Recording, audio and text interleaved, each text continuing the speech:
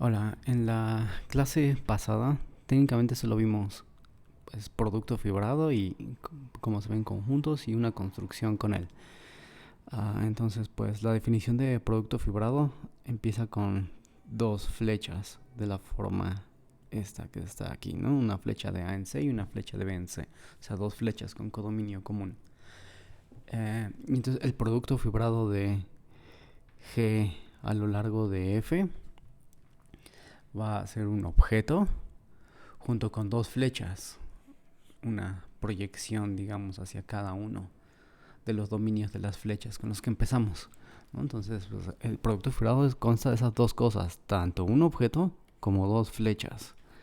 Y pues lo primero que hace es que hace conmutar al cuadrado que se forma. Entonces, esa es la primera parte. Luego entonces debe satisfacer una propiedad universal. Esta propiedad universal es que si tuviéramos otro objeto y flechas que hagan exactamente lo mismo que hacía P, es decir, que en este diagrama el cuadrado exterior sea conmutativo, ¿no? Que pues estos dos caminos sean los mismos. Entonces, si eso sucede, que hay otro objeto X con flechas H1 y H2, de tal forma que el cuadrado exterior de este diagrama conmuta, entonces existe una única H que hace conmutar a estos dos triangulitos. Esto es la definición. Primero, pues tiene que ser un cuadrado conmutativo, que es la primera parte de la definición. Y esta segunda parte se llama la propiedad universal del producto fibrado. Y entonces, pues un producto fibrado técnicamente es un cuadrado conmutativo que es universal respecto a todos los demás cuadrados conmutativos en este sentido de acá abajo, ¿no? Eh, y pues bueno, esto fue pues introducido así sin más y entonces pues vamos a ver cómo se ven este tipo de objetos en conjuntos. Es decir, el objetivo ahorita técnicamente va a ser demostrar que conjuntos comunes y corrientes tienen productos fibrados. Entonces, pues tomemos conjuntos y funciones como pues se debía empezar en la definición de producto fibrado. Y entonces lo que tenemos que hacer es construir un conjunto junto con flechas, una hacia A y una hacia B, que hagan conmutar al cuadrado que se formaba en la definición de hace un ratito. Y pues bueno, entonces lo que observábamos en la clase es que cuando uno tiene a F hacia C y también a G que termina en C, entonces un intento era poner al producto cartesiano, ya que el producto cartesiano siempre tiene pues funciones que son las proyecciones tanto hacia A como hacia B, ¿no? Pero lo que notamos en clase es que este cuadrado no va a ser conmutativo, puesto que si empiezo con una pareja ordenada, hago la proyección hacia B, es decir, me olvido de la primera entrada, y luego hago G, entonces eso seguramente no me va a quedar igual que lo siguiente, ¿no? Lo siguiente pues es el otro lado del diagrama, que es proyectar hacia A, es decir, olvidarse de la segunda entrada y luego entonces hacer F, ¿no? Entonces como las funciones F y G fueron tomadas de forma arbitraria, entonces es poco probable que vayamos a tener la igualdad de estos dos elementos de C, ¿no? Entonces, pues como esto no va a suceder en general, pues lo que hacemos es extraer el subconjunto del producto cartesiano que satisface esto que pues era problemático en la conmutatividad del diagrama. Y entonces pues con eso de verdad vamos a obtener un diagrama conmutativo, ¿no? Puesto que si ahora pusiera AP y de nuevo las proyecciones, ¿no? Como es un subconjunto del producto cartesiano, sigue teniendo proyecciones. No podemos seguir olvidando la primera entrada o podemos olvidar la segunda entrada, ¿no? Y entonces cuando tomo ahora el cuadrado de hasta la derecha con P y hago exactamente lo mismo, las reglas de correspondencia son las mismas, ¿no? Entonces voy a seguir teniendo esto en las reglas de correspondencia. Pero ahora como empecé con la pareja A, B en P, entonces por definición de vivir en P, estas dos son iguales. Y así, pues ahora sí, el cuadrado es conmutativo. ¿Va? Entonces, ya tenemos la primera parte. El cuadrado que se forma con P y las proyecciones sí es conmutativo. Entonces, bueno, aquí puse que el producto fibrado es solamente este conjunto, pero es ese conjunto con las proyecciones. ¿Va? Entonces, a ver, voy a borrar algunas partes porque si no, no va a haber suficiente espacio en esta lámina. Entonces, lo que ya tenemos hasta ahora es que el cuadrado que se forma con P y las proyecciones es conmutativo, que voy a poner acá. P hacia B y luego C hacia A, aquí está F y G. Ya tenemos este. Luego entonces hace falta revisar la propiedad universal, ¿no? Que este es un cuadrado universal. Es decir, supongamos que tenemos otro cuadrado conmutativo, ¿no? Que hay un X. Lo voy a escribir como en la definición, con todo más o menos junto, ¿no? Así, ¿no? Entonces supongamos que tenemos otro conjunto X junto con funciones H1 y H2, así, tal es que el cuadrado exterior conmuta. Suponer que el cuadrado exterior conmuta es que las composiciones, la de arriba y luego a la derecha es GH2, es lo mismo que hacer la de la izquierda y luego por abajo, es decir, H1 y luego F. Entonces, esta es la suposición de que el cuadrado exterior conmuta, ¿no? Entonces, esta es una hipótesis. Y con esa hipótesis, tenemos que encontrar una única H que vaya de X a P. Entonces, pues bueno, tenemos que hacer dos cosas. Pues primero, mostrar que existe, que sí podemos definir una H. Y entonces, pues, definimos H y pues queremos que vaya de X en P. ¿Cómo? Pues lo que tenemos que hacer para definir pues esta función es que H de un elemento de X me tiene que quedar una pareja ordenada, puesto que así son los elementos de P. Una pareja ordenada donde la primera entrada es un elemento de A y la segunda es un elemento de B. Entonces yo quiero poner aquí una pareja ordenada. Y quiero que la primera entrada sea un elemento de A. Entonces tengo un elemento X minúscula en X y tengo una forma de llegar de elementos de X a elementos de A. Entonces, pues para obtener un elemento de A, pues lo que puedo hacer es hacer H1 de X. Y esto es un elemento de A, efectivamente. Análogamente, pues para obtener un elemento de B, pues hago H2 de X. Y pues esto sí es una pareja en A cruz B. Pero bueno, yo quiero que viva en P, ¿no? Entonces me hace falta revisar que satisface lo que satisfacen los elementos de P. Es decir, que si hago F en la primera entrada, me da lo mismo que hacer G en la segunda entrada. Y entonces ahora, pues veamos quién es F de la primera entrada, que voy a escribir un poquito más al centro. Entonces F de la primera entrada es F de H1 de X, esta es la primera entrada.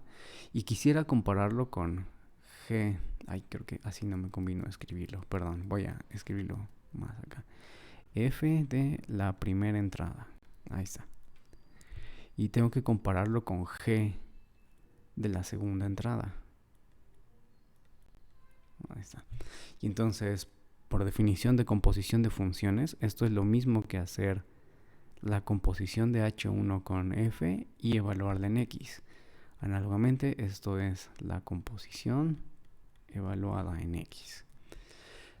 Y luego entonces, pues mi hipótesis dice que si hago H2 y luego G, esto de aquí, es lo mismo que hacer H1 y luego F, es decir, esto de acá. Entonces, si son la misma función, se evalúan de la misma manera en todos los elementos del dominio.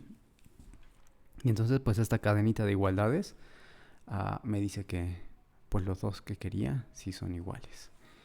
Y pues así podemos concluir que H de X, esa pareja que definí, sí es un elemento de P. Y entonces pues sí está bien definida mi función, sí termina en P, no en A cruz B como pues originalmente podíamos decir, sino que ahora ya podemos decir más, sí vive en P. Entonces esta es la H que uno quisiera poner aquí. Aquí. Y entonces una de las cosas que tenemos que revisar es que hace conmutar a los dos triangulitos. Este es uno y este es otro. Entonces veamos qué hace conmutar a un triangulito y pues seguramente la demostración del otro será completamente análoga. Entonces voy a revisar uno y pues bueno, a ver si es análogo o no. Y entonces para demostrar que uno es conmutativo, pues debo de tomar esa composición de hacer primero H y luego P sub A. Y lo que quiero ver es que eso es H1. Ya tiene el mismo dominio y codominio. Hace falta ver lo de la regla de correspondencia. Entonces pues lo evalúo en un elemento X minúscula de X. Por definición de H, esto es la pareja H1 de X, H2 de X. ¿No? Y luego la proyección en A, pues lo que hace es olvidarse de la entrada de B. Y pues esto es H1 de X. Que pues bueno, entonces sí nos quedó que esta composición es H1. Pues así el diagrama 1 conmuta, ¿no? Y pues bueno, se ve que es análogo que el diagrama 2 conmuta, ¿no? Ya que pues lo que hay que hacer pues es de nuevo evaluar H y luego entonces considerar la segunda entrada, que la segunda entrada de H de X es precisamente H2, ¿no? Entonces este sí es análogo. Y entonces pues bueno, hemos encontrado una H que hace conmutar a los dos diagramas que están ahí, tanto a 1 como a 2. Luego entonces pues me hace falta ver qué es la única. Entonces voy a tener que borrar algo. Supongo que la definición de H si la dejo. Y pues bueno, voy a borrar pues la conmutatividad, que pues bueno, es relativamente fácil. Y entonces, pues supongamos que hay otra función. Supongamos que hay H' que también va de X a P.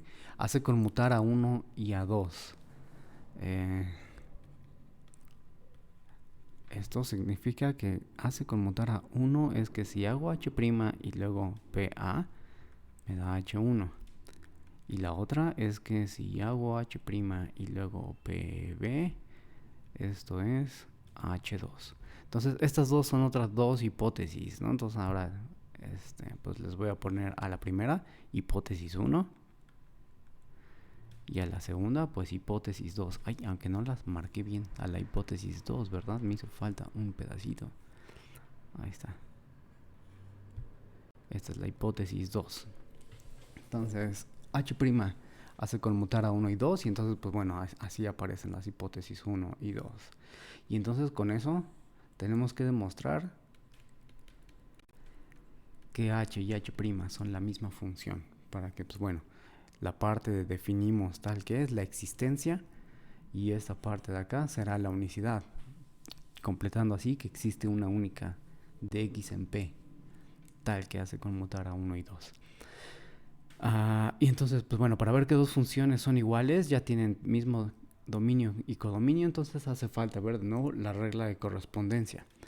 Y entonces, pues lo que queremos hacer, bueno, a H ya sé cómo es H, ¿no? Es esta pareja ordenada. Y H', pues lo que sabemos es que es un elemento de P, ¿no? Y todos los elementos de P, pues son pares ordenados, ¿no? Digamos que este se ve así, donde pues bueno, satisfacen lo que deben satisfacer. F de la primera entrada es igual a G de la segunda entrada. Pero bueno, el chiste es que este es un par ordenado. Y entonces, esta H será igual a H' evaluada en X. Sí, solo sí, pues estos pares ordenados que pues son la definición, o bueno, lo que nos queda de aplicar X en estas funciones pues, son iguales. O sea, para demostrar que h de x es igual a h' de x, lo que hay que demostrar con esta notación que ya puse es que h1 de x, h2 de x es igual a este AB, que es el resultado de aplicar h' en x. Y entonces pues tengo que demostrar que las primeras entradas son iguales y que las segundas entradas también son iguales. Entonces no voy a demostrar que las primeras son iguales y seguramente las segundas es algo análogo.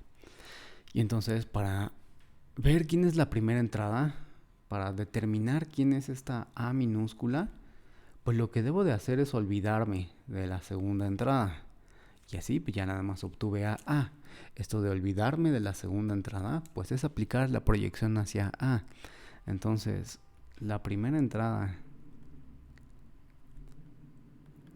o primera coordenada o como quieran llamarle de este es, y pues es la proyección hacia A.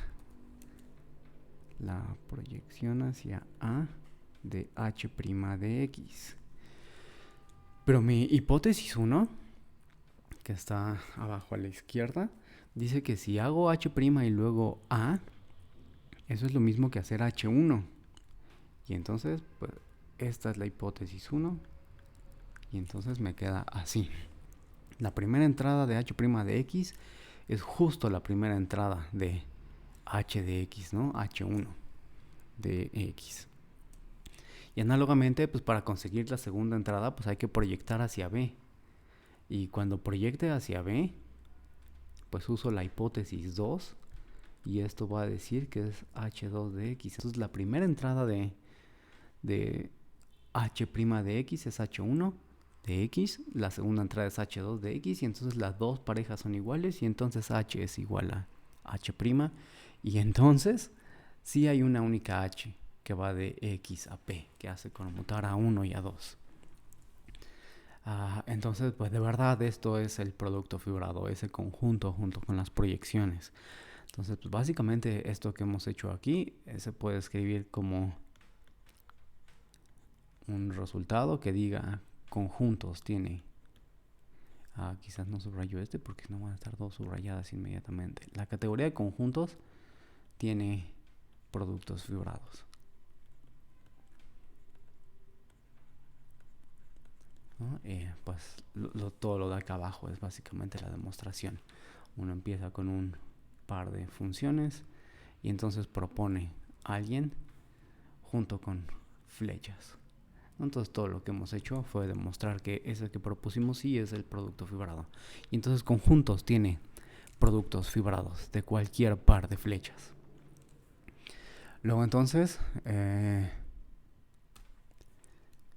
pues ya que tenemos productos fibrados de cualquier par de flechas, entonces puedo tomar ahora una situación particular.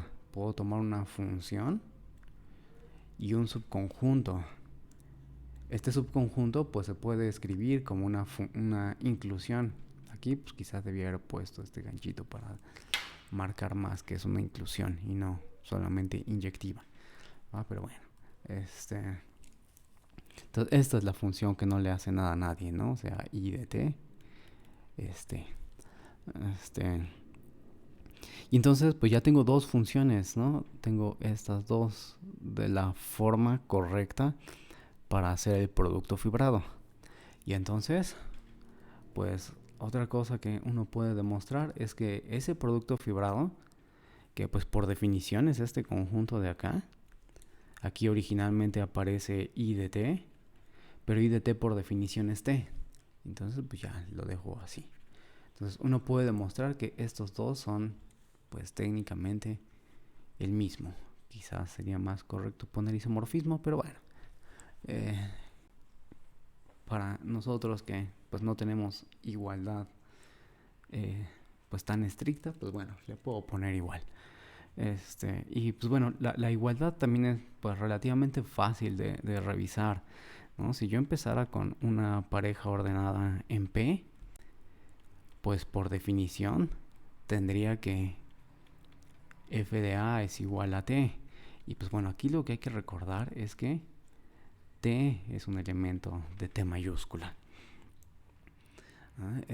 Porque si t es un elemento de t mayúscula y f de a es igual a t, pues entonces la conclusión es que f de a vive en t mayúscula, ¿no? Y también de regreso, si f de a vive en t mayúscula, entonces pues f de a es igual a un elemento de t, ¿no? Que es el mismo, y entonces tengo esta equivalencia. Y por definición de imagen inversa, pues esto significa que a está en la imagen inversa de t. Entonces estas equivalencias pues nos dicen que, bueno, de hecho esa t es de la forma f de a, ¿no? Entonces nos dicen que esta pareja vive en p, sí, solo sí, la primera entrada vive en t. Entonces, técnicamente nos va a quedar una biyección aquí, puesto que la segunda entrada está completamente determinada. Y entonces, pues bueno, podemos decir que el producto fibrado de la inclusión es